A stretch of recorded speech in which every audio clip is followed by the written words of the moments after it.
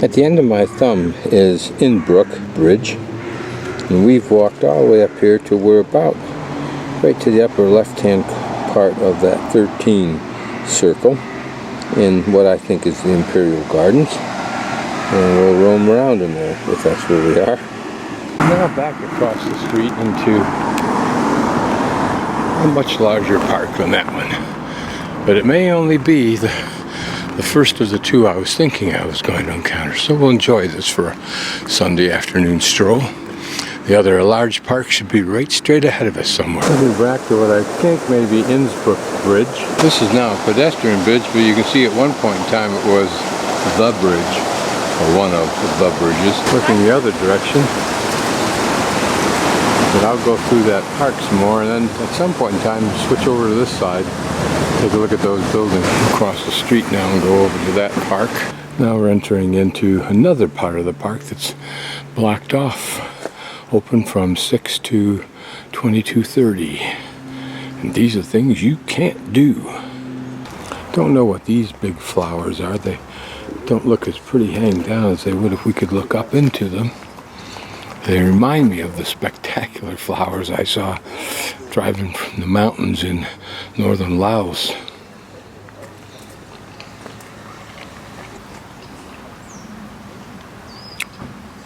I'm guessing this means it's okay. The one benefit of the sacrifice of all those people who labored to provide the king, or whoever the power was here, with the resources to control and own this large piece of land is, it didn't get developed, and so we have it as a park. I wonder if this is a linden tree. Looks like a maple. Its leaves, majestic trees. But that one looks a little bit suspect in its trunk.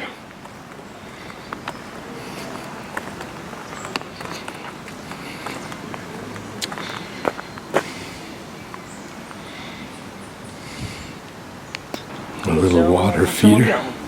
Probably a very cool place in the heat of summer, or even today, out of the sun. A little bit of a concert hall. Interesting.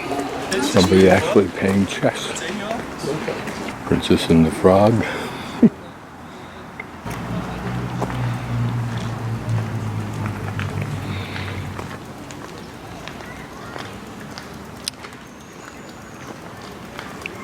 Cafe.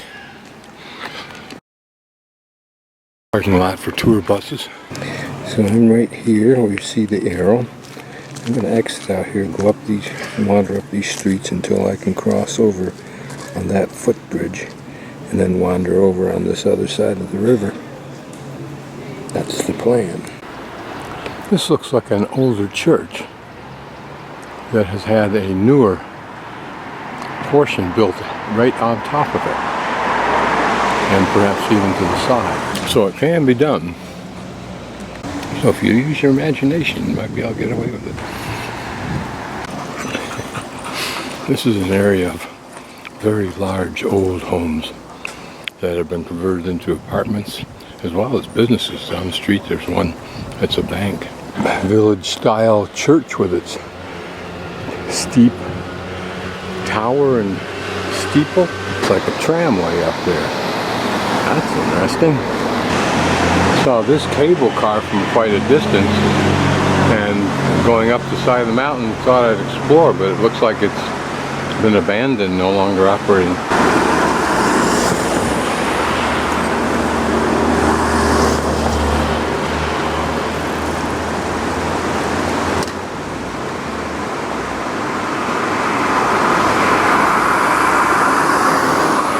Came down to investigate that cable car and discovered this large building in the round, if you will, and I think it's the old Panorama building that I visited the panorama of yesterday in its new building.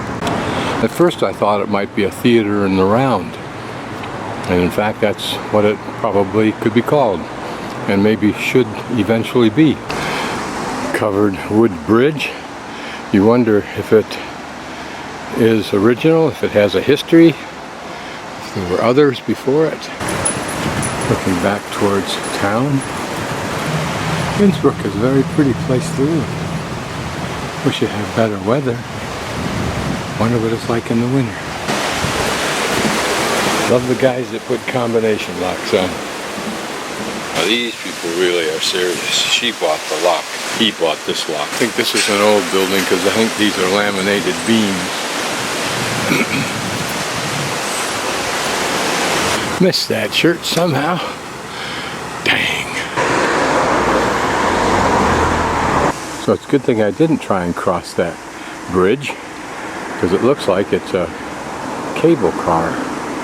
Maybe even a tram. And it dives under right below me. This property's trying very hard to be old. Is it?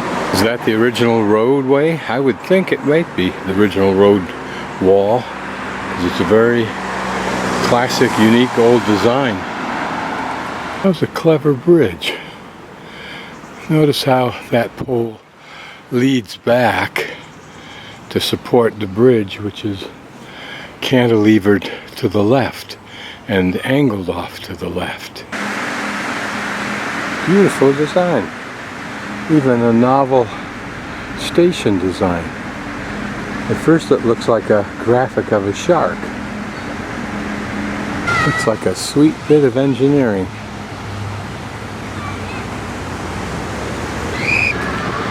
Even a novel looking train.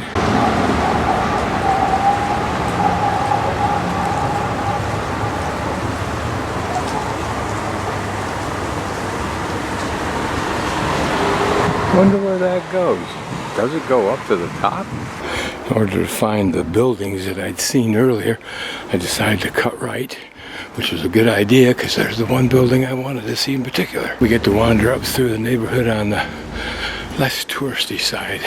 Simple little neighborhood fountain. You wonder what the neighborhood uses these for.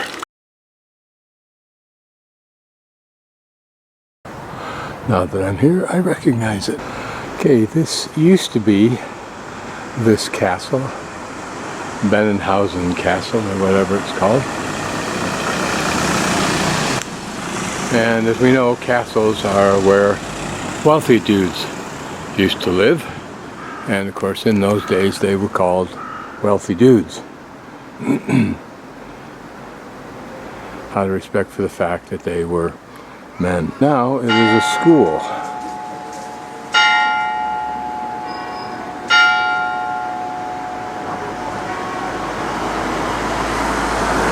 I'm guessing a private school, but I don't really know. There are a number of similar colored buildings that range off to the left. Off to the right, we'll explore just because we're here. Probably these were castle grounds. I don't think they're accessible, no. Or the castle. I wonder if the school added all of this or whether the family just needed it.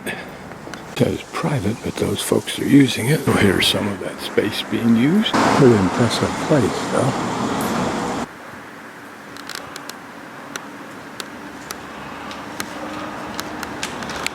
These are two young students that are still going to school.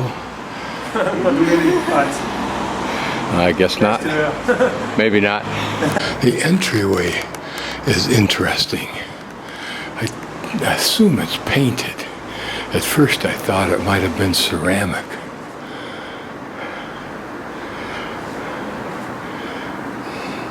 Here another courtyard, if you will, adjacent to the main building. My guess is this would have been used for stables and something else that required furnaces. Maybe they processed some kind of foods here. An inner courtyard. This may have been an area where the help lived. They have a large gate there that kept riffraff like me from looking in the back here. Just a pretty house that I'm passing as I leave the castle area. Looks like they've worked hard to maintain the original image.